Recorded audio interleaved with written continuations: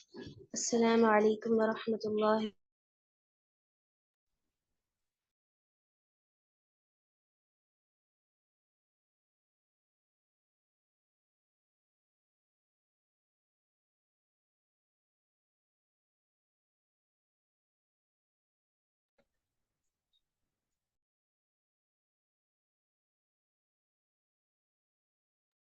السلام علیکم ورحمۃ اللہ وبرکاتہ.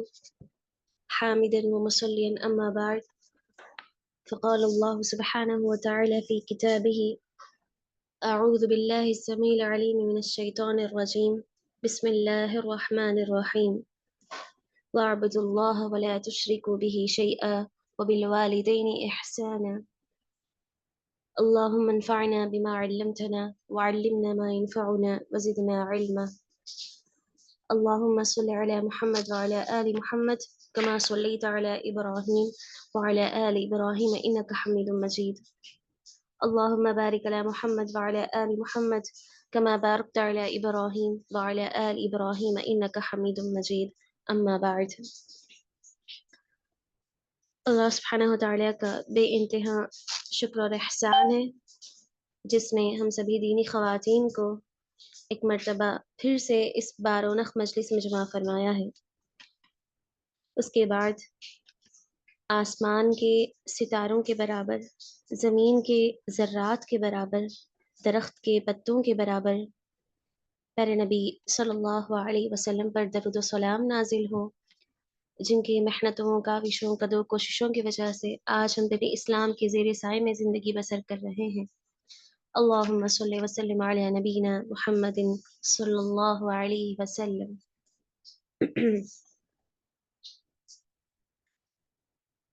اللہ سبحانہ وتعالی کا جس طرح ہماری زندگیوں میں اولاد ایک عمدہ نعمت ہے، بالکل اسی طرح والدین، ماں باپ جیسی عظیم ہستی بھی اللہ تعالی کی طرف سے ایک عمدہ اور افضل نعمت ہے.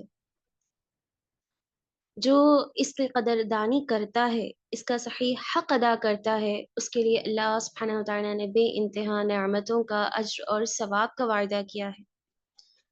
جس طرح ہمیں یہ جاننا ضروری ہے کہ اولاد کی تربیت کس طرح کی جائے، اولاد کی نعمت کو کس طرح سمجھا جائے، اس کی کیا حقوق ہیں، ان کی کیا ذمہ داریاں ہیں، بالکل اسی طرح یہ بھی سمجھنا ضروری ہے کہ ماں باپ جیسی ہستی کی کیا اہمیت ہے، ان کی کیا حقوق ہیں اور ان کی کیا ذمہ داریاں ہیں. ان کے حقوق، ان کے حق کی ادائیگی پر دنیا اور آخرت میں کیا فائدے ہونے والے ہیں، یہ ساری چیزیں جاننا بھی انسان کی زندگی کا ایک اہم اور ضروری حصہ ہے. سب سے عمدہ بات تو یہی ہے کہ اللہ تعالیٰ کی جانب سے یہ بڑی عظیم نعمت ہے. اللہ کی عظیم نعمتوں میں سے ایک عظیم نعمت ہے جس کی شکر گزاری کے ساتھ ساتھ اس کا صحیح حق بھی ادا ہونا چاہیے. ثم لتسألن يومئذ عن النعیم. اللہ تعالیٰ نے بار بار اپنی اس آیت میں ارشاد فرمایا کہ تم سے ہر ایک نعمت کے بارے میں سوال کیا جائے گا. جب نعمت دی جاتی ہے تو اس کا مطلب یہی ہے کہ اس سے تعلق رکھنے والی ہر چیز کا سوال کیا جائے گا. جب اللہ تعالیٰ نے اولاد کی نعمت سے نوازا تو سوال ہوگا کہ کس طرح تم نے اس کا استعمال کیا، کس طرح اس کی تربیت کی، کس طرح اس کو اپنے فائدے میں رکھا. اسی طرح جب ماں باپ جیسی عظیم نعمت اللہ تعالیٰ نے اولاد کو عطا فرمائی ہے تو اس کے متعلق بھی اللہ تعالیٰ سوال کریں گے کہ ہم نے تمہیں ماں اور باپ جیسے عظیم نعمت عطا فرمائی تھی، تم نے ان کی قدردانی کی یا نہیں، ان کے جو سارے حقوق میں نے عائد کیے تھے تمہاری زندگیوں میں، کیا تم نے ان حقوق کی ادائیگی کی یا نہیں. اس سارے کے سارے سوالات قیامت کے دن کل ہونے والے ہیں باقاعدہ. لہٰذا اسی کے چلتے چلیے آئیے جانتے ہیں ماں باپ جو ایک عظیم ہستی ہے، ایک عمدہ اور افضل نعمت ہے، ان کی کیا اہمیت ہے اللہ تعالیٰ کے دربار میں، ان کی کیا عظمت ہے، ان کے کیا خصوصیات ہیں. سب سے پہلی عظیم بات تو یہ ہے کہ اللہ تعالیٰ نے اپنی کتاب میں قرآن مجید میں جہاں جہاں پر بھی جس جس موقع پر بھی جس جس آیت پر بھی اپنی عبادت کا ذکر فرمایا ہے، فوری اس کے بعد اللہ تعالیٰ نے اپنے حق کے بعد، اپنی عبادت کے حق کے بعد فوری والدین کی اطاعت کا حق قرار دیا ہے۔ جہاں پر بھی اللہ تعالیٰ نے اپنی عبادت کو لازم قرار دیا، اپنا حق بیان فرمایا، اس کے فوری بعد اللہ سبحانہ و تعالیٰ نے ماں باپ کے حق کو ضرور ذکر فرمایا ہے۔ مثلاً سورہ بنی اسرائیل کی مشہور آیت جس میں اللہ سبحانہ و تعالیٰ کا ارشاد ہے، بسم اللہ الرحمن الرحیم وَقَضَى رَبُّكَ أَلَّا تَعْبُدُوا إِلَّا إِيَّاهُ، یقیناً تمہارے رب نے فیصلہ کر دیا کہ تم اس کے علاوہ کسی کی عبادت نہ کرو، اس کی عبادت میں کسی کو شریک نہ بناؤ۔ وَبِالْوَالِدَيْنِ إِحْسَانًا، اپنے حق کو بیان کرنے کے بعد انسانوں میں سب سے پہلا حق جس کی اہمیت دی جا رہی ہے اس آیت میں، وہ ہے وَبِالْوَالِدَيْنِ إِحْسَانًا، ماں باپ کا حق۔ ماں باپ کے ساتھ احسان کرو، ان کے ساتھ نیک سلوک کرو۔ تو اس آیت سے معلوم ہوا کہ اللہ تعالیٰ نے اپنے حق کے فوری بعد جو پہلا درجہ، جو پہلا مقام اس دنیاوی زندگی میں تمام انسانوں کے حقوق میں جو پہلا درجہ دیا ہے وہ ماں باپ کا ہے۔ پڑوسیوں کے حقوق ہیں، رشتہ داروں کے حقوق ہیں، بھائی بہنوں کے حقوق ہیں، بہت سارے حقوق دنیا میں عائد کیے گئے ہیں، لیکن سب سے پہلا حق اگر کسی کا ہے تو ماں باپ کا حق ہے، جو اس آیت سے ثابت ہو رہا ہے باقاعدہ۔ لہٰذا اس سے ماں باپ کی اہمیت، ان کی خصوصیت اجاگر ہو رہی ہے۔ اگر بات کریں حدیث کی تو حدیث بھی اس بات کی دلیل دیتی ہیں کہ ماں باپ بہت عظیم نعمت ہے، جس کے بہت زیادہ فوائد آئے ہیں، جن کی اہمیت کے متعلق بس ایک حدیث پیارے نبی صلی اللہ علیہ وسلم ارشاد فرماتے ہیں، الصلاۃ علی وقتها۔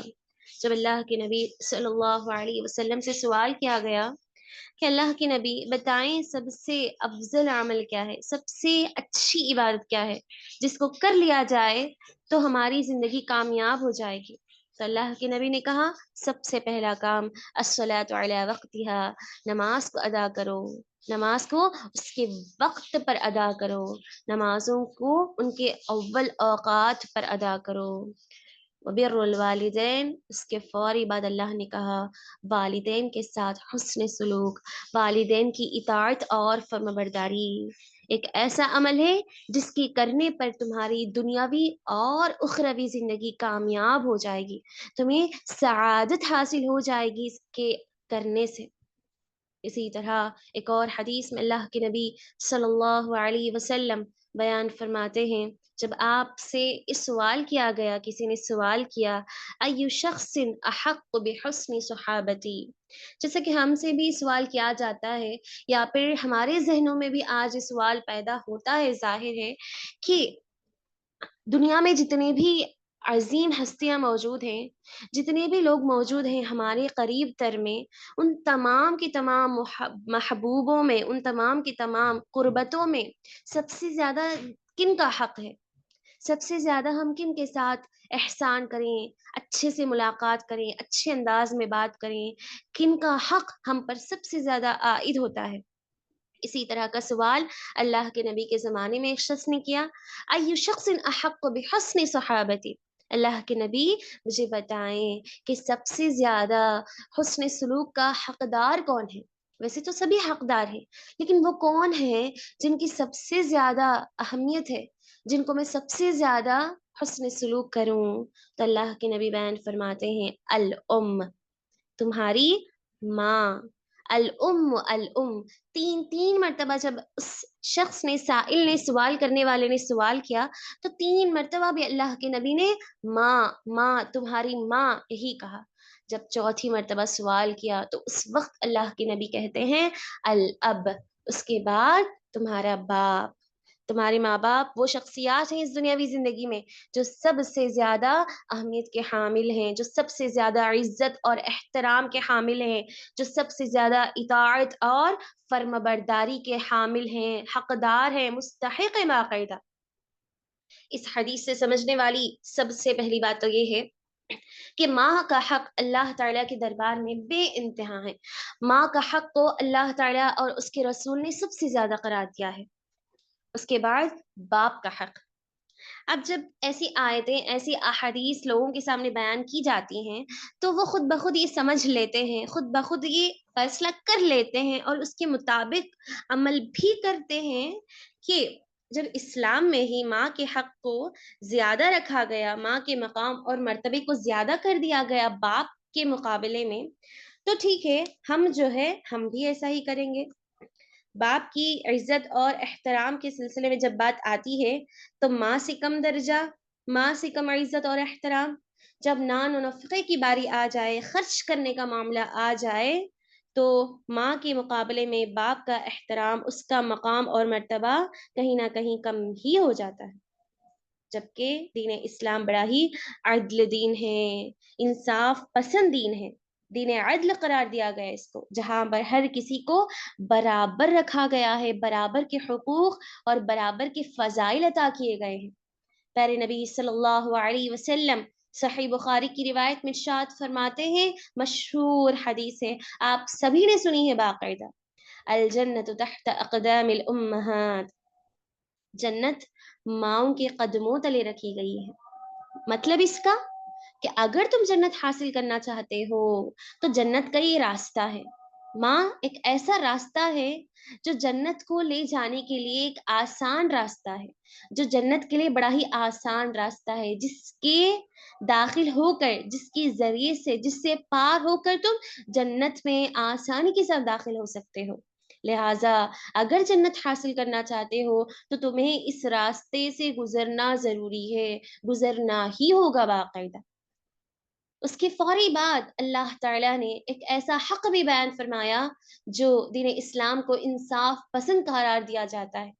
پیارے نبی صلی اللہ علیہ وسلم کی ایک دوسری حدیث جس میں اللہ کی نبی بیان فرماتے ہیں، الاب الوالد اوسط ابواب الجنہ، جہاں پر ماں کے مقام کو بڑھا دیا گیا وہیں پر باپ کے مقام اور مرتبے کو بھی برابر رکھا گیا۔ الوالد اوسط ابواب الجنہ، جب ماں جنت کی جنت کو اس کے پیروں کے تلے رکھ دیا گیا تو باپ تو جنت کا دروازہ ہے، اوسط ابواب الجنہ، اور وہ معمولی دروازہ بھی نہیں بلکہ باپ جنت کا درمیانی دروازہ ہے۔ اس حدیث کے متعلق مفسرین بیان فرماتے ہیں کہ درمیانی دروازے سے مراد، اس کا مطلب یہ ہے کہ یہ ایک اہم دروازہ ہے۔ درمیانی دروازے سے مطلب اس سے مراد اہم گیٹ ہے، مین گیٹ ہے۔ درمیانی دروازہ اس سے مراد وہ ایک مین گیٹ ہے جس کے داخل ہونے سے بالکل ہم جو ہے جنت میں داخل ہو سکتے ہیں، جس کے بغیر، جس سے داخل ہونے کے بغیر ہرگز بھی جو ہے جنت کو حاصل نہیں کر سکتے۔ اگر جنت میں داخل ہونا ہے تو مین گیٹ سے ہی داخل ہونا ہے، اور وہ مین گیٹ، مین دروازہ باپ ہے، باپ کی خدمت ہے، باپ کا عزت اور احترام ہے۔ ایک راستہ آسان ہو گیا، جنت تک ہم پہنچ گئے ماں کی فرما برداری میں۔ اب جنت میں داخل ہونا ہے تو اس کو جو ہے مین دروازہ قرار دیا گیا، ایک ایسا اہم دروازہ جس کی خدمت، جس کا عزت اور احترام تمہیں آسان کر دے گا اس دروازے کو پار کرنے کے لیے۔ لہٰذا سب سے پہلے آپ اس بات کو سمجھیں کہ ماں اور باپ دونوں کے حقوق کو دین اسلام نے برابر قرار دیا۔ ماں اور باپ، والدین، جہاں پر نعمتیں قرار دی گئی ہیں وہیں پر ان کے فضائل بھی بے انتہا ہیں، ان کے فضائل بھی بے شمار بتائے گئے ہیں۔ آج حالات اسی بات کا تقاضا کرتی ہیں کہ ہر ماں اور ہر باپ کی جو ہے خدمت ہو، ان کا عزت اور احترام ہو، والدین اپنی اولاد کی تربیت پر، اپنے اولاد کی کامیابی پر، ان کے عزت اور احترام پر خوش ہوں، فخر محسوس کریں، ہرگز بھی نا امید نہ ہو۔ لوگوں کے سامنے سر اٹھا کر جینا چاہتے ہیں ہر کوئی، ہر ایک ماں اور باپ اپنی اولاد کے سلسلے میں سر اٹھا کر جینا چاہتے ہیں، کوئی نہیں چاہتا کہ سر جھکا کر جیے، ہر چاہتے ہیں کہ اولاد کی خوشی پر، ان کی کامیابی پر، دین اور دنیاوی زندگی کے سلسلے میں ان کے متعلق جو ہے سر اٹھا کر کامیاب اور خوشگوار زندگی گزارنا چاہتے ہیں ہر ایک ماں باپ۔ لیکن جب اولاد واقعی صحیح تربیت پر آ جائے، جب اولاد جو ہے والدین کی اہمیت کو سمجھ لے، جب اولاد جو ہے ماں باپ کی مشقتوں کی، جو مشقتیں انہوں نے ان کی ولادت پر، ان کی پیدائش پر برداشت کی تھیں، اگر وہ ان کو سمجھ لیں تو واقعی جو ہے بڑا آسان ہے۔ اس کے باوجود بھی ہم ان کی مشقتوں کو، ان کی خدمتوں کو، ان کی محنتوں کو، جو انہوں نے ہمارے لیے کی ہیں ابھی تک اور کریں گے بھی، بچپن سے لے کر ہماری پیدائش سے پہلے بھی، پیدائش کے بعد بھی، ابھی تک جو کرتے آ رہے ہیں اور کریں گے آگے بھی، ان ساری مشقتوں کا، ان سارے محنتوں کا ہم ذرا برابر بھی جو ہے حق ادا نہیں کر سکتے، اگرچہ ہم نے جو ہے ان کی زندگی کے لیے سارے کے ساری جان قربان کر دی۔ اس سلسلے میں ایک مشہور حدیث آئی ہے، دیکھیں پیارے نبی صلی اللہ علیہ وسلم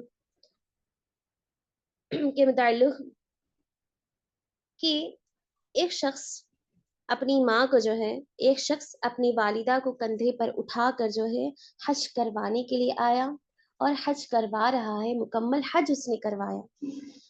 صحابی بیان فرماتے ہیں، راوی حدیث، کہ اس نے مکمل حج کروا کر اپنی ماں کو اللہ کے نبی کے پاس آتا ہے اور کہتا ہے، اس سوال کرتا ہے اللہ کے نبی، میں اپنی ماں کو جو ہے گھر سے لے کر یہاں تک مکمل حج کے جتنے بھی ارکان ہیں، جتنے بھی مناسک ہیں، ان سارے کے سارے ارکان کو میں خود اپنی ماں کو اپنے کندھوں پر بٹھا کر اس کو کرایا ہوں۔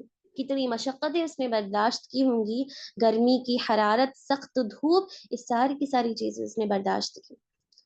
اس نے بعد میں کہا، کیا اللہ کے نبی، یہ جو میں نے مشقت، یہ جو محنت، یہ جو تکلیف میں نے اٹھائی ہے، کیا اب اس کا حق میں نے ادا کر دیا؟ ماں اور باپ کے سلسلے میں جو حقوق قرآن اور حدیث میں آئے ہیں، کیا اب بتائیں آپ، کیا میں نے اس کا حق ادا کر دیا جو قرآن میں بتایا گیا؟ کیا اب میری ذمہ داری پوری ہو گئی، میرا حق ادا ہو گیا، اب مجھے اس کے بعد کچھ کرنے کی ضرورت محسوس نہیں ہوگی؟ تو اس وقت نبی مکرم صلی اللہ علیہ وسلم کہتے ہیں کہ نہیں، ولادت کے دوران، تمہاری پیدائش کے دوران، تمہاری ماں کے جتنے بھی آہ نکلے ہیں، ان میں سے ایک آہ کا بدلہ بھی تو نے ادا نہیں کیا، ایک آہ کا حق بھی تو نے ادا نہیں کیا۔ یا پھر دوسری حدیث کے الفاظ ہیں اس طرح کہ تمہاری ناخون کے برابر بھی تم نے حق ادا نہیں کیا ہے، تمہارے ناخن کے برابر بھی تم نے وہ حق ادا نہیں کیا جو تمہاری ماں نے تمہاری پیدائش کے وقت ایک آہ کے کر ادا کیا ہو، ایک آہ بھی اس کی زبان سے نکلا ہوا تم نے ابھی تک ادا نہیں کیا، اور یہ ممکن ہی نہیں ہے، ممکن ہوگا بھی نہیں کسی کے لیے، کسی اولاد کے لیے ممکن ہوگا بھی نہیں۔ اس کے باوجود بھی اللہ سبحانہ وتعالیٰ نے ماں باپ کی حقوق کی ادائیگی پر، ان کی خدمت پر، ان کی فرمانبرداری پر بے شمار فضائل، بے شمار فائدے بیان فرمائے ہیں۔ فائدے کیا ہیں؟ جنت کی ادائیگی، جنت کی حصولی، جنت کی نعمتیں ہمیں عطا ہوں گی۔ اسی طرح جہاں پر بات دنیاوی زندگی کی ہے، آخرت کی زندگی کے بھی فائدے اللہ تعالیٰ نے بیان فرمائے۔ پیارے نبی صلی اللہ علیہ وسلم بیان فرماتے ہیں، رضا الرب فی رضا الوالدین، اللہ تعالیٰ کی رضامندی در حقیقت والدین کی رضامندی میں رکھی گئی ہے۔ جو ماں باپ اپنے اولاد سے راضی ہیں، خوشحال ہیں، رضامند ہیں، ان کے ہر کام سے، ان کے ہر فعل سے، ان کی ہر بات سے، تو آپ سمجھ لیں کہ اللہ تعالیٰ بھی راضی ہے۔ اگر آپ اللہ تعالیٰ کی رضامندی کو پہچاننا چاہتے ہیں کہ کیا اللہ تعالیٰ ہماری ان عبادتوں سے، ہماری ان نیکیوں سے خوش ہے یا نہیں، کیا ہماری دعائیں قبول ہو رہی ہیں یا نہیں، کیا ہماری یہ صدقے جاریات جو ہم کر رہے ہیں اپنی زندگیوں میں، نیکیاں کرتے جا رہے ہیں، کیا یہ قبول ہو رہے ہیں یا نہیں، کیا اللہ تعالیٰ ہم سے راضی ہے یا نہیں؟ اگر کوئی یہ جاننا چاہتا ہے دنیاوی زندگی میں ہی، اس کا پہچان رکھنا چاہتا ہے، تو اسے چاہیے کہ ایک مرتبہ اپنے ماں باپ کی طرف دیکھ لے، اپنی ماں کی طرف، اپنے باپ کی طرف دیکھے، کیا وہ ان سے خوش ہیں، کیا وہ ان سے راضی ہیں، یا پھر ناراض ہیں، کیا وہ ان سے ناراض ہیں؟ اس لیے کہ حدیث کے یہی الفاظ ہیں کہ اگر والدین راضی ہیں تو انہی کی رضامندی میں اللہ تعالیٰ کی رضامندی رکھی گئی، وَسَخَطُهُ فِي سَخَطِ الْوَالِدَيْن۔ اور اگر ماں باپ ناراض ہیں، اگر تم نے ماں باپ کو ناراض کر دیا اپنی کسی چھوٹی یا بڑی حرکت سے، اس کے باوجود تمہاری نیکیاں، تمہاری عبادتوں میں اس قدر اضافہ ہے کہ اگر انہیں تولا جائے ترازو میں تو پہاڑ جتنی ہو جائیں گے، لیکن وہ اللہ تعالیٰ قبول نہیں فرمائے گا۔ اگر تمہاری نیکیاں بڑھ رہی ہیں لیکن تمہارے ماں باپ تم سے ناراض ہیں، تم سے ناخوش ہیں، تم انہیں خوش نہیں کر رہے ہو، تم ایسی حرکتیں کر رہے ہو جو انہیں ناگوار محسوس ہو رہی ہیں، تو سمجھ لو کہ اللہ تعالیٰ بھی تم سے ناراض ہے۔ جب اللہ تعالیٰ ناراض ہے تو یہ ساری نیکیاں، یہ ساری نصیحتیں، یہ سارے کام، یہ ساری عبادتیں ہمارا دوسروں کے لیے کرنا کیا فائدہ ہوگا؟ جب اللہ تعالیٰ خود ناراض ہے، جب والدین خود ناراض ہیں، تو یہ بات واضح ہو رہی ہے کہ آج کتنے ہی لوگ ایسے ہیں جو عبادتوں میں تو بہت آگے ہیں، نمازوں کی پابندی، نماز تہجد کی پابندی، نوافل کی پابندی، تلاوت قرآن میں تو ماشاء اللہ سب سے آگے ہیں، صدقہ اور خیرات کا معاملہ لے لیں، اس میں بھی ایک سے بڑھ کر ایک ہے۔ جب بات والدین کی آئے تو اس سلسلے میں سبھی کے سبھی پیچھے ہیں۔ یہاں بات صرف اور صرف لڑکوں کی نہیں ہو رہی، برابر لڑکوں کے ساتھ بیٹیوں کی بھی، لڑکیوں کی بھی بات ہو رہی ہے۔ یہاں پر بات صرف اور صرف ان ماں باپ کی نہیں ہو رہی ہے جو اب ماں باپ بن چکے ہیں، جن کی اولاد ہے، ان کی بھی ہو رہی ہے بات، جن کے والدین گزر چکے ہیں، وہ یاد کریں اپنے ان وقت کو، اپنے ان اوقات اور حالات کو کہ انہوں نے کس طرح اپنے والدین کے ساتھ سلوک کیا تھا۔ ہر ایک کی یہاں پر بات ہو رہی ہے، نہ صرف لڑکوں کی بلکہ برابر لڑکیوں کی بھی بات ہو رہی ہے۔ یہاں پر، یہاں سے مراد، یہاں پر ان آیات میں، ان احادیث میں ہر ایک کی بات ہو رہی ہے۔ جب والدین راضی ہیں تو گویا اللہ تعالیٰ کی بھی اس کی رضامندی ہے۔ سبحان اللہ، اللہ تعالیٰ کی اپنی رضا کو حاصل کرنا، گویا اللہ تعالیٰ نے اپنی رضامندی کو، اپنی خوشی کو والدین کی خوشی میں شامل کر دیا۔ اگر وہ راضی ہیں تو میں بھی راضی ہوں، اگر وہ ناراض ہیں، تم نے ان کو ناراض کر دیا اور نیکیاں کرتے جا رہے ہو تو تمہارے یہ سارے اعمال میرے یہاں قابل قبول نہیں ہیں۔ تم انہیں سب سے پہلے ان کے ساتھ حسن سلوک کرو، سب سے پہلے ان سے جو ہے احسان کرو۔ آج ہم دیکھتے ہیں کہ ہم جو ہے دنیاوی علم لے لیں یا پھر دینی تعلیم لے لیں، چاہے لڑکا ہو یا پھر لڑکی ہو، بچپن کا مرحلہ ایسا ہوتا ہے جہاں پر کسی کو کسی طرح کی تعلیم نہیں دی جاتی، کسی طرح کی جو ہے حکمت نہیں ہوتی بندے کے پاس جب وہ چھوٹا ہو، بچپن کا مرحلہ گزار رہا ہو۔ لیکن جب بچپن کا مرحلہ جوانی کی مرحلے میں تبدیل ہو جائے، اس وقت لڑکا اور لڑکی ایک مرحلے کو پہنچ جاتے ہیں جہاں وہ صحیح اور غلط کے درمیان فرق کرنے کی صلاحیت اور قدرت اپنے اندر پیدا کر لیتے ہیں، جہاں وہ سامنے والے سے بات کرنے کی ہمت پیدا کر لیتے ہیں، جہاں وہ والدین کی ضرورت کو محسوس نہیں کرتے، جہاں اب انہیں والدین کا سہارا نہیں چاہیے۔ اب والدین نے، ماں باپ نے خود انہیں اس قدر خوددار بنا دیا کہ اب انہیں کسی کی ضرورت نہیں، وہ خود جو ہے خوددار بن کر اپنے اپنے کام خود کر سکتے ہیں، اپنے حالات کا خود سامنا کر سکتے ہیں۔ ماں باپ نے انہیں اس قابل بنایا، اس مقام تک پہنچایا کہ اب وہ جو ہے تعلیم یافتہ ہیں، کہ وہ اب تعلیم یافتہ ہیں، تعلیم کے ذریعے سے اپنی زندگی کو آگے بڑھا رہے ہیں، کسی ہنر، کسی فن، کسی صلاحیت کے ذریعے سے اپنی زندگی کو آگے بڑھا رہے ہیں، یا پھر جب انہوں نے دینی تعلیم حاصل کی تو نصیحتوں کے ذریعے سے، نیکیوں کے ذریعے سے اب وہ اپنی زندگی کو چلا رہے ہیں، چلائیں گے، چلا سکتے ہیں۔ جب ایسا مرحلہ آ جائے لڑکا اور لڑکی کے لیے تو وہ ایسے مقام تک پہنچ جاتے ہیں کہ ان کی وہی تعلیم، ان کی وہی صلاحیت، ان کی وہی مہارت، وہی فن جو ہے اب والدین کے لیے ایک گستاخی بن جاتی ہے۔ اب وہ اسی ہتھیار کو اپناتے ہوئے ان کے لیے گستاخ بن جاتے ہیں۔ جنہوں نے ہمیں باصلاحیت بنایا، جنہوں نے ہمیں تعلیم یافتہ بنایا، ہنر سے نوازا، فن بنایا، ہمیں ہر اعتبار سے ہمیں قابل بنایا، اب ہم جو ہے انہی کے لیے، انہی تعلیمات کو استعمال کرتے ہم انہیں پیچھا چھوڑ دیتے ہیں۔ جب लड़का जो है थोड़ा-सा तालीम याफ़्ता हो जाए, अब वो वालिदैन के सामने जो है सर उठाकर बात करता है। ना सिर्फ़ बात बल्कि तमीज़ भूल कर बात करता है। उसकी बातें, उसका लहज़ा, उसके रवैये, उसके अतवार, उसकी ज़िंदगी गुज़ारना, हर चीज़। अब जब बात लड़के की हो रही है, तो ज़रूर लड़की के सिलसिले में भी हम बात करेंगे। जब लड़की तालीम याफ्ता हो जाती है, दुनिया की तालीम हासिल कर लेती है या फिर दीन की तालीम में आगे बढ़ जाती है माशाअल्लाह, बाहर के लोग अगर देखें तो इस कदर तारीफ़ों के फूल बाँध देते हैं उसके लिए, लेकिन अगर घर पहुँचे वो, अगर घर वालों के सामने वो आए, अगर घर का माहौल अगर ये लोग देख लेंगे तो क्या कहेंगे? अगर घर का माहौल ये लोग देखें तो क्या कहेंगे? बाहर तो तारीफ़ कर रहे थे लोगों के सामने। घर के माहौल ऐसे हैं कि लड़की तो तालीम याफ्ता है, हुनरमंद बन गई, बासलाहियत बन गई, माँ-बाप ने अब इसे काबिल बनाया, लेकिन उन्हीं माँ-बाप के लिए वो बदतमीज़ हो जाती है, बेअदब हो जाती है, बेएहतराम हो जाती है।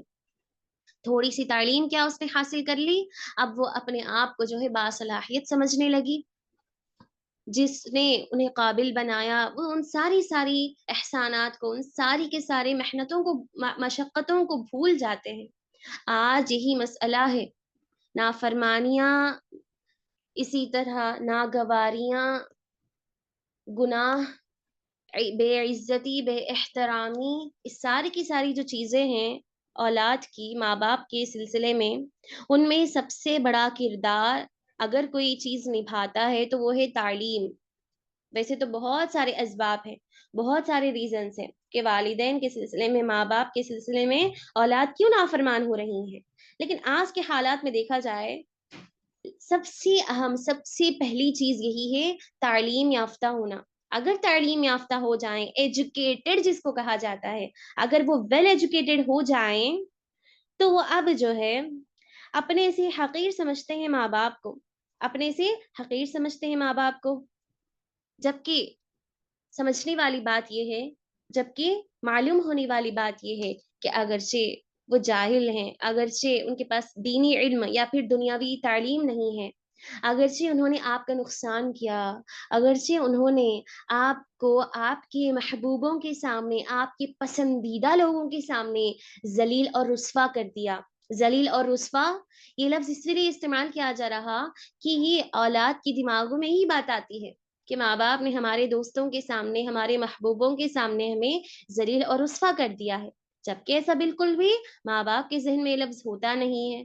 तो उसी हिसाब से मैं कहती हूँ कि अगर वो ज़लील और रुस्वा कर रहे हैं, उनका नुकसान कर रहे हैं जाने-अनजाने में, अगर वो गलत भी कर रहे हों, इस कदर गलतियाँ कि उनका बेइंतहा बच्चों का नुकसान हो रहा है, इसके बावजूद भी क्या हुक्म दिया गया कि तुम उनके साथ एहसान करो, उनके साथ हुस्न सलूक करो।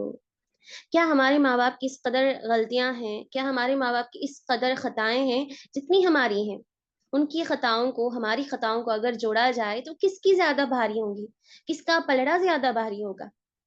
क्या अगर वाक़ई उनकी गलतियाँ हैं, तो उनके साथ हुस्न सलूक किया जाना नहीं चाहिए? क्या अगर वाक़ई उनके साथ इज़्ज़त और एहतराम से पेश नहीं आना चाहिए? आज यही मसला है। जब तालीम आ जाती है इंसान के पास, तो फ़ख्र और तकब्बुर के साथ-साथ नाफ़रमान भी हो जाता है हर किसी का। हर किसी का नाशुक्रा, नाफ़रमान, ख़ुसूसन ख़ास तौर पर माँ-बाप का नाफ़रमान। माँ-बाप का नाफ़रमान हो जाता है। इसीलिए कहा गया, फ़ला तक़ुल लहुमा उफ़, उनके सिलसिले में उफ़ तक ना कहो। उफ़, ये जो आयत है, इसकी तफ़सीर में उलमा बयान फ़रमाते हैं, उफ़ एक ऐसी चीज़ है, एक ऐसी नाफ़रमानी है जो नाफ़रमानी की सबसे अदना हद है। नाफ़रमानियों की लिस्ट अगर हम उठाएँ अल्फ़ाज़, जुमले, तो उस लिस्ट में सबसे नीचे जो लिस्ट आएगी, सबसे छोटे दर्जे का अगर कोई नाफ़रमान होगा, तो वो कहेगा उफ़। तो यहाँ पर इस आयत में इशारा दिया जा रहा है, बस छोटा-सा इशारा कि तुम उन्हें इफ़ तक ना कहो। जबकि आज हम उफ़ तो नहीं कहते, उफ़ से कहीं ज़्यादा अल्फ़ाज़, कहीं ज़्यादा जुमले कहे जाते हैं। उसके बाद بعض ایسے بھی ہیں اولاد جو اف سے زیادہ الفاظ کہہ تو لیتے ہیں لیکن بعد میں شرمندگی محسوس کرتے ہیں، ندامتیں محسوس ان کے پاس آتا ہے، لیکن بعض ایسی بھی اولاد ہے نافرمان جو شرمندگی پشیمانی محسوس بھی نہیں کرتے۔ یہی بات اس آیت میں بتائی جا رہی ہے۔ سورہ بنی اسرائیل کی اس آیت کو آپ مکمل پڑھیں۔ وَلَا تَقُل لَّهُمَا أُفٍّ وَلَا تَنْهَرْهُمَا، تم انہیں جھڑک کر بات نہ کرو، جھڑک کر بات ہرگز بھی مت کرو۔ یہاں پر میں بتانا چاہوں گی کہ بعض اولاد ایسی بھی ہیں، بعض بچے ایسے ہوتے ہیں، لڑکے ہوں یا لڑکیاں، جو لوگوں کے سامنے اپنے ماں باپ کے ساتھ بڑے اچھے انداز میں بات کرتے ہیں، جب تنہا ہو، اکیلے ہوں، گھر پر ہوں، تو ان کا رویہ، بات کرنے کا طریقہ، انداز، وہ سارا کا سارا بڑا ہی مختلف ہوتا ہے، باہر اور اندر، جس کو کہا جائے گا دین اسلام کی نظر میں کیا کہیں گے؟ منافق کہیں، نفاق کی ایک علامت کہیں، کیا کہیں، کچھ بھی کہا جا سکتا ہے۔ سمجھے؟ غور کرنے کی بات ہے کہ والدین کی نافرمانی کہاں تہاں تک انسان کو پہنچا رہی ہے، کس کس گناہ میں مبتلا کر رہی ہے، اگرچہ وہ صفات، وہ خوبیاں اس کے اندر موجود نہ ہوں، اگرچہ اس کے اندر وہ موجود نہیں ہیں۔ انسان جو ہے تعلیم یافتہ ہوتا جا رہا ہے، لیکن ماں باپ کی نافرمانی کی وجہ سے اس کی عبادتیں قابل قبول نہیں، اس کی نیکیاں، ساری کی ساری چیزیں قبول نہیں ہو رہی ہیں، اسی طرح اس کی دعائیں بھی قبول نہیں ہوں گی، اس کی دعائیں بھی قبول نہیں ہوں گی۔ پیارے نبی صلی اللہ علیہ وسلم نے ارشاد فرمایا، 3 لوگوں کی دعائیں ضرور قبول ہوں گی۔ ثلاثۃ مستجاب الدعوہ، 3 قسم کے لوگ ایسے ہیں جن کی دعائیں ضرور قبول ہوں گی۔ الوالد، والد کی دعا، باپ کی دعا، ماں باپ کی دعا اپنے بچوں کے حق میں ضرور قبول ہوگی۔ اگر یہ حدیث اس بات کی طرف اشارہ کر رہی ہے، اس بات کی طرف پختہ اشارہ ہے کہ ماں باپ کی دعائیں ضرور قبول ہوتی ہیں، تو ہمیں چاہیے کہ اللہ تعالیٰ پر اعتماد رکھتے ہوئے ہم اپنی ساری دعائیں ان کی زبانی قبول کروا لیں، یہ خوش نصیبی حاصل کریں، نہ کہ یہ بد نصیبی کہ اس حدیث کا غلط فائدہ اٹھا کر ہم ان کی بد دعائیں لیں۔ ان کی دعا اور بد دعا جلدی قبول ہوتی ہیں، ہرگز بھی بد دعاؤں کے حقدار نہ بنیں، خوش نصیبی بنیں، خوش نصیبی کو سمجھیں کہ اللہ تعالیٰ نے ان کی زبان میں ایسی تاثیر رکھی ہے کہ ان کے ذریعے سے ہم اپنی دعاؤں کو قبول کروا سکتے ہیں۔ تو ایسا انداز پیدا کریں اپنے اندر، ایسے کام کریں، ایسی زبان رکھیں کہ ہماری بات کو، ہماری زبان کو دیکھ کر، ہمارے کاموں کو دیکھ کر وہ اس قدر راضی ہو جائیں، خوش ہو جائیں کہ خود بخود اپنی زبان سے دعائیں دینے لگیں، اور حدیث کے مطابق ان کی دعائیں کبھی بھی رد نہیں جاتی۔ اسی لیے بندے کو چاہیے کہ وہ اپنے ماں باپ کی قدردانی کرے، چاہے وہ جس بھی مرحلے میں ہو۔ ضروری نہیں اس کا مطلب کہ صرف اور صرف بڑھاپے کے مرحلے کو پہنچ جائیں تو تھوڑی سی خدمت کر لی جائے، یہ ہرگز بھی نہیں۔ مطلب یہ ہے کہ شروعات سے لے کر آخری مرحلے تک ان کی خدمت کی جائے، ہر اعتبار سے ان کی خدمت کی جائے، زبانی، عملی، ہر اعتبار سے ان کی خدمت۔ اب یہاں پر دیکھیں، یہ رہا مختصر ماں باپ کی اہمیت پر، ان کے فضائل پر۔ اب اس کے بعد میں اپنے موضوع کا آدھا حصہ جو ہے دوسری طرف روشنی ڈالنا چاہوں گی۔ اب جن کا یہ سوال ہوگا کہ ہمارے ماں باپ نہیں ہیں، اب جن کا یہ سوال ہوگا کہ ماں باپ کے حق میں، ماں باپ کے دائرے میں کیا سسرال بھی شامل ہے، ساس سسر بھی آئیں گے، جن کے سارے سوالات ہیں، اسی لیے میں نے آدھا حصہ جو ہے اسی پر رکھا ہے۔ اب آئیے دیکھتے ہیں جن کے ماں باپ نہیں ہیں ان کا کیا ہے، ان کا کیا کردار ہے۔ سب سے پہلی بات، جن کے ماں باپ موجود ہوں یا پھر غیر موجود ہوں، ابھی فی الحال ہیں یا پھر بعد میں نہیں ہوں گے، یا پھر جن کے ماں باپ چلے گئے، گزر چکے ہیں، ایسے لوگوں کا کیا حال ہے۔ ایسے لوگوں کے سلسلے میں، ایسی اولاد کے سلسلے میں اللہ سبحانہ وتعالیٰ نے اپنی شریعت میں کیا نصیحتیں بیان فرمائی ہیں، تو دیکھیں اللہ سبحانہ وتعالیٰ نے بیان فرمایا، رب اغفر لی ولوالدی وللمؤمنین والمؤمنات۔ اللہ تعالیٰ نے سورہ نوح کی اس آیت میں ارشاد فرمایا کہ مومنین کی نشانی تو یہ ہوتی ہے کہ وہ اپنے حق میں دعا کرتے ہیں، अपने हक़ में मग़फ़िरत की दुआ करते हैं, बख़्शिश की दुआ करते हैं, ना सिर्फ़ अपने हक़ में वलिवालिदैया और अपने माँ-बाप के हक़ में भी बख़्शिश की मग़फ़िरत की दुआएँ करते हैं।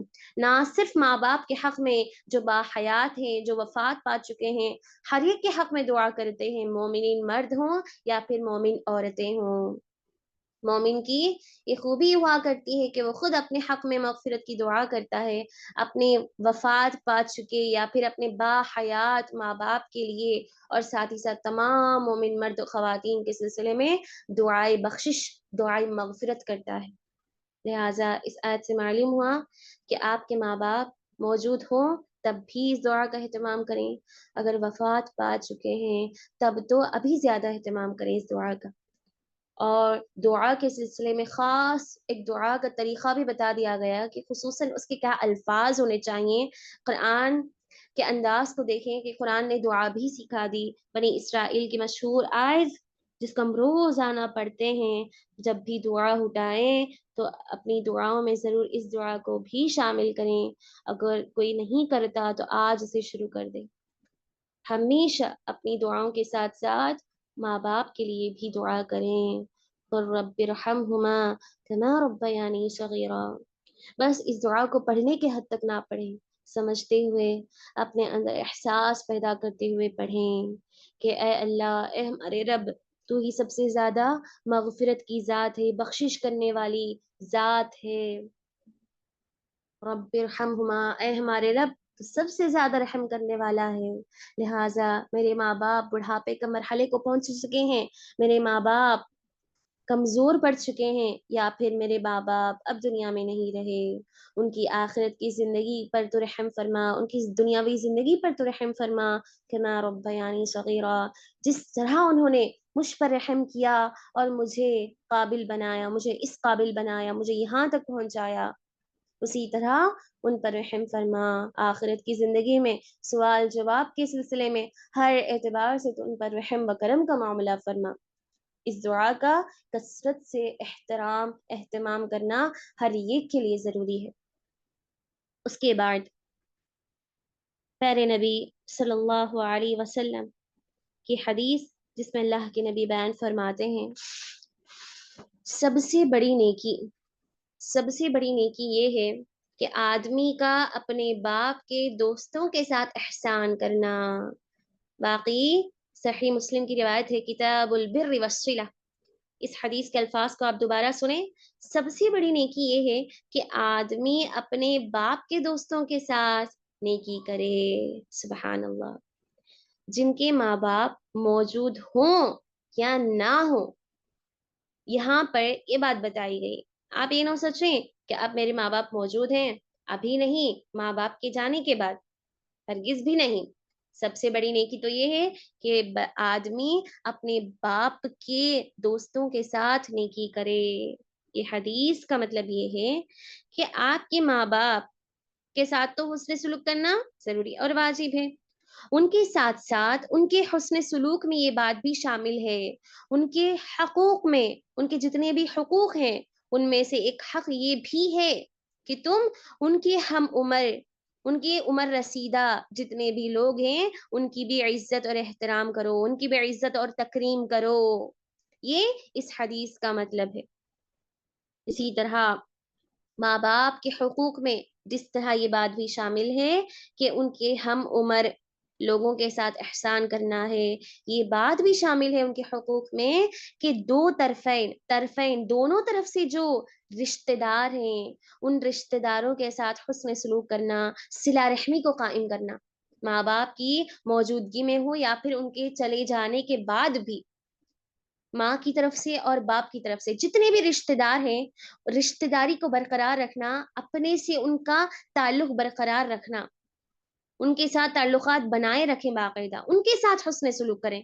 अब माँ-बाप मौजूद नहीं हैं, अब आपको क्या करना है?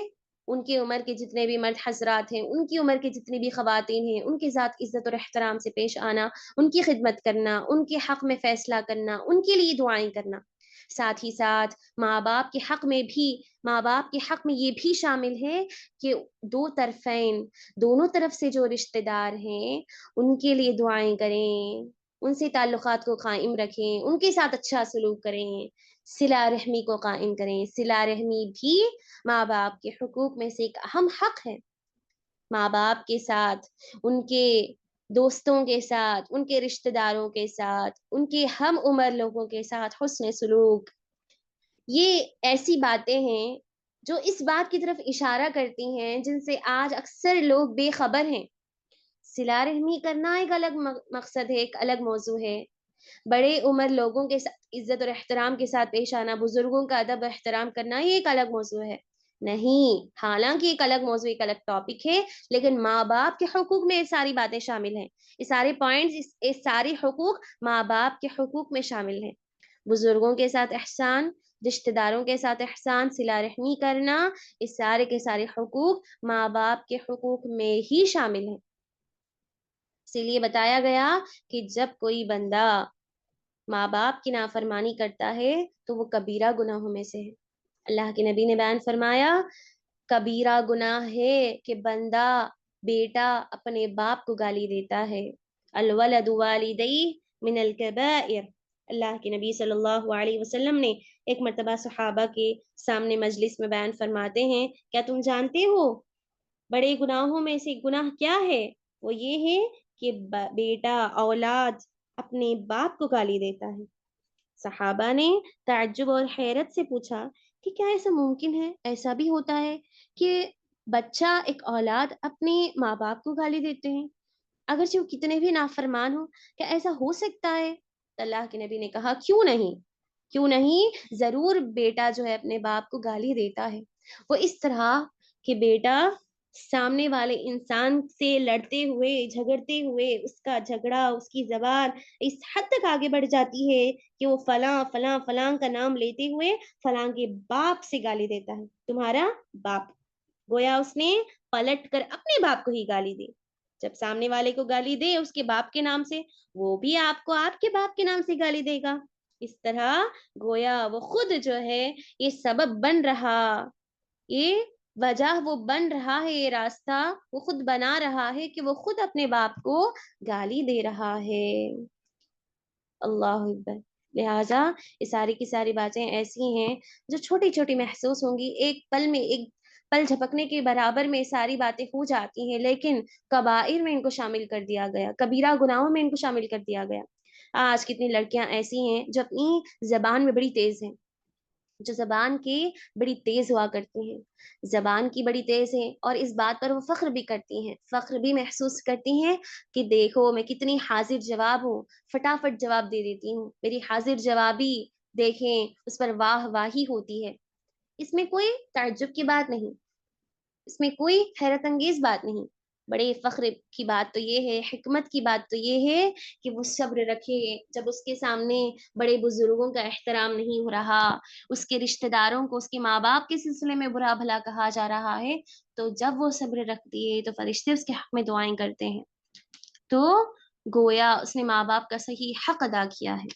لہٰذا آپ کثرت سے یہی کوشش کریں کہ ماں باپ کے حقوق کے سلسلے میں دیگر کے حقوق کا بھی خیال کریں، بزرگوں کا ادب احترام، جتنے بھی بزرگ ان کے سلسلے میں آتے ہیں ان کی ضمن میں، اسی طرح صلہ رحمی کو بھی اختیار کریں۔ صلہ رحمی اپنی جگہ بڑی عظیم نیکی ہے، اور یہ ساری کی ساری نیکیاں ایک ساتھ شامل ہوتی ہیں جب ماں باپ کے حقوق کی ادائیگی ہو۔ اسی طرح ایک بات یہ بھی ہے یہاں پر سمجھنے والی، نوٹ کرنے والی، یاد کرنے والی بات، کہ جب قرآن مجید اور احادیث نے کئی ساری آیات، کئی ساری احادیث کے ذریعے سے اس بات کی پختہ دلیل دے دی کہ بڑے بزرگوں کا اہتمام کرو، بڑے بزرگوں کا ادب اور احترام۔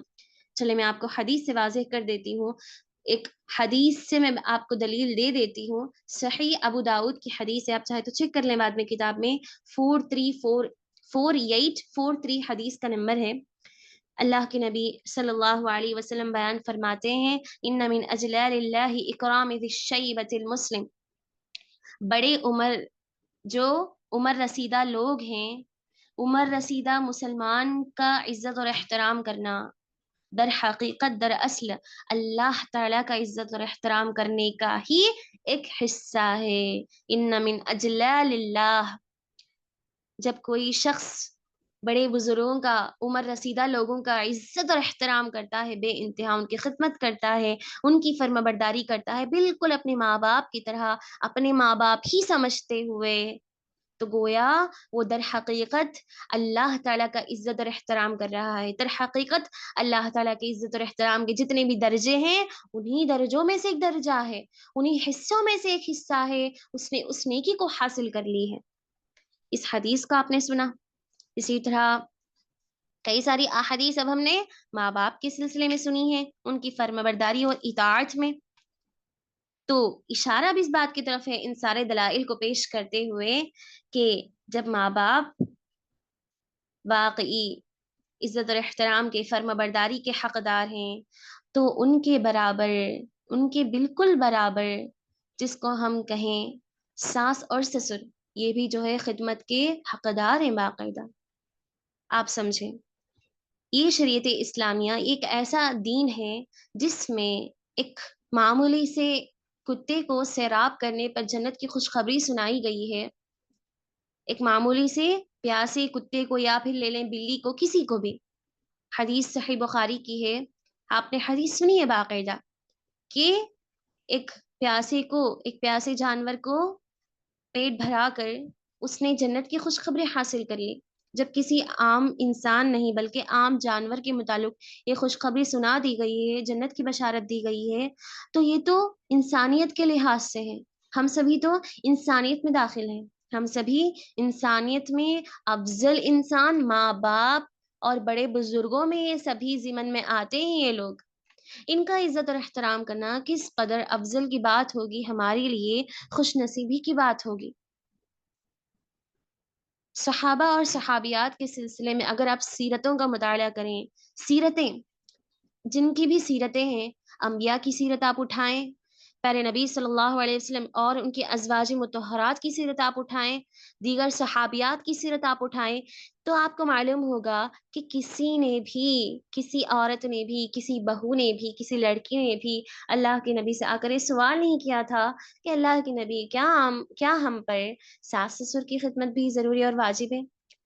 ایسا ابھی تک تو نہیں ملا کہ کسی نے سوال کیا ہو یا پھر کسی کے لیے مسئلہ پیش آیا ہو۔ ہاں، ایسے بہت سارے واقعات ہیں جہاں یہ ملتے ہیں کہ باقاعدہ ایسی خدمتیں صحابیات نے کی ہیں۔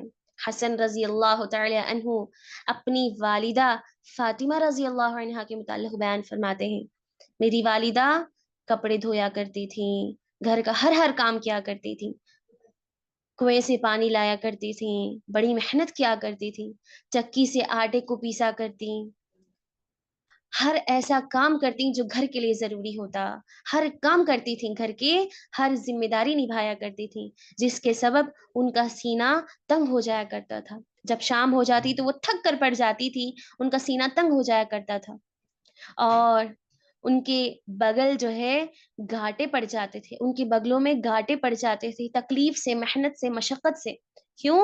ایک بہو کی حیثیت سے وہ گھر کا ہر کام کیا کرتی تھی، اسی لیے سیدۃ اہل الجنہ، جنت کے تمام عورتوں کی سردار کا لقب انہوں نے پایا۔ اسی طرح آپ دیکھیں میری بہنوں، اگر یہ دلیل بھی آپ کے لیے مناسب نہیں لگ رہی تو ٹھیک ہے، ایک اور بات، ایک اور نقطہ، کہ اللہ سبحانہ وتعالیٰ نے شوہر کی فرما برداری کو بڑی فضیلت قرار دی ہے، شوہر کی فرما برداری کو اللہ تعالیٰ نے بڑا مقام اور مرتبہ قرار دیا، بیوی کے لیے کہا کہ شوہر کی فرما برداری کرو، ہر اعتبار سے، ہر حالت میں اس کی فرما برداری میں بڑے فائدے رکھے گئے بیوی کے لیے۔ شوہر کی رضامندی بیوی کی رضامندی ہے، اگر شوہر ناراض ہے تو بیوی جتنے بھی کام کر لے کوئی فائدہ نہیں پہنچائیں گے، اگر وہ واقعی اپنے شوہر کو راضی کرنا چاہتی ہے، اگر وہ چاہتی ہے کہ اس کا شوہر خوش رہے، ہمیشہ اس سے راضی رہے، کسی طرح کی رکاوٹیں، کسی طرح کی اختلافات ان کے درمیان موجود نہ ہو، تو اس خوشی کو حاصل کرنے کے لیے، اس رضامندی کو حاصل کرنے کے لیے کیا کرنا ہے؟ اس کی ہر خوشی کو پوری کرنا ہے، اس کی ہر رضامندی میں راضی ہونا ہے۔ شوہر ہے، شوہر کے پہلے وہ ایک بیٹا ہے، ہر بیٹا چاہتا ہے کہ اس کے ماں باپ خوش رہیں، چند جو خوش نصیب لوگ ہیں، جو مومن ہیں، وہی یہ چاہتے ہیں، अगर वाक़ई वो अल्लाह का डरने वाला बंदा है, तो वो ये चाहता है कि उसके माँ-बाप खुश हों, किसी तरह की तकलीफ़ उन्हें महसूस ना हो। तो एक तो वो बेटा रहा सबसे पहले, उसके बाद अब वो शौहर बना है। तो हमें उसकी हर खुशी में शामिल होना है। अगर वो चाहता है कि घर के मैं सारे काम करूँ, अपने शौहर की, अपने बच्चों की रोज़ी-रोटी के साथ-साथ उन पर भी थोड़ा-सा खर्च करूँ, उनका भी एहतराम करूँ, उनकी भी खिदमत करूँ, उनकी भी फ़र्माबरदारी करूँ, थोड़ी बहुत कर लें। इससे जो है एक तो बुज़ुर्गों का जो एहतराम है, उसके सिलसिले में जो फ़ज़ीलत बयान की गई है, वो नेकी भी आपको हासिल होगी। साथ ही साथ शौहर की फ़र्माबरदारी के सिलसिले में जो बेशुमार फ़ज़ाइल और फ़वाइद आए हैं, उनके मुस्तहिक़ भी हम बन सकती हैं बाक़ायदा। लिहाज़ा आप इन सारी चीज़ों का ख़्याल रखें। प्यारे नबी सल्लल्लाहु अलैहि वसल्लम की हदीस है, सुनन नबी दाऊद किताब अत-तहारा, हदीस नंबर 75। इस हदीस के अल्फाज़ देखें, अबू कतादा रज़ियल्लाहु तआला अन्हु, इनकी बीवी जिनका नाम कबशा है, कबशा, ये अपने ससुर कअब बिन मालिक रज़ियल्लाहु तआला अन्हु के लिए रोज़ाना जो है वज़ू का पानी तैयार करके रख दिया करते थे। वज़ू का पानी तैयार करके बिस्तर पर रख दिया करते थे। एक मर्तबा उन्होंने रख दिया हमेशा की तरह, तो देखती हैं कि बिल्ली आ गई और बिल्ली ने उसपे मुँह डाल दिया और उन्होंने वैसे ही उस बर्तन को रहने दिया, ताकि वो बिल्ली खूब सैराब हो जाए, खूब पानी पी ले। जब ये सारा वाक़या सहाबी ने देखा उनके ससुर ने, तो कहते हैं कि तुमने इसको जो है फेंक कर दूसरा पानी क्यों लाया?